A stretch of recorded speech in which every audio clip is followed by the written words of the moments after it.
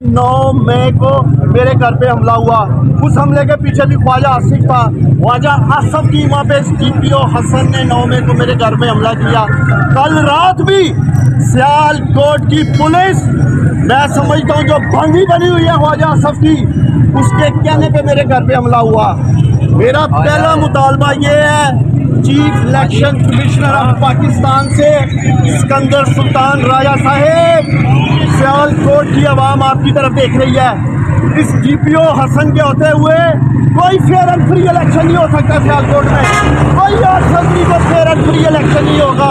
ये देखेंगे आप लोग, ये 8 फरवरी को इस बुज़दिल बेशरम बगैरत ख्वाजा आसिफ को जिताने के लिए इलेक्शन लूटेंगे इस शहर का। और मैं अपील करता हूँ चीफ जस्टिस ऑफ पाकिस्तान से कि मेरी माँ बार बार चीफ जस्टिस कायस फाइज़ ईसा साहेब, आपसे पहले मेरी माँ उमर अताब बंदियाल साहब से इंसाफ मांगती रही।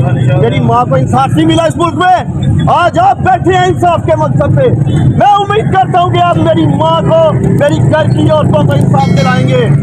आखिर में सियालकोट के मीडिया की वसातत से मैं ख्वाजा आसिफ को एक पैगाम देना चाहता हूँ, और मेरा ये पैगाम।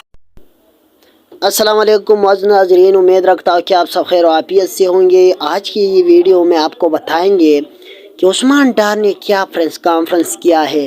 और उस्मान डार ये मुसलसल बता रहा है कि 9 मई के वक्त भी मेरे घर पर हमला हुआ था, वो ख्वाजा आसिफ के कहने पर, और कल रात भी मेरे घर पर हमला हुआ है।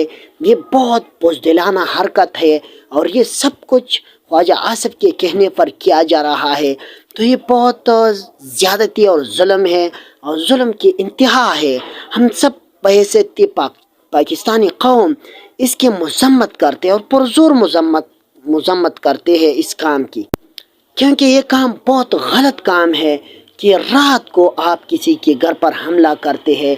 बच्चे होते हैं, औरतें होते हैं, और किसी के घर की इज़्ज़त को आप क्यों पामाल करते हैं।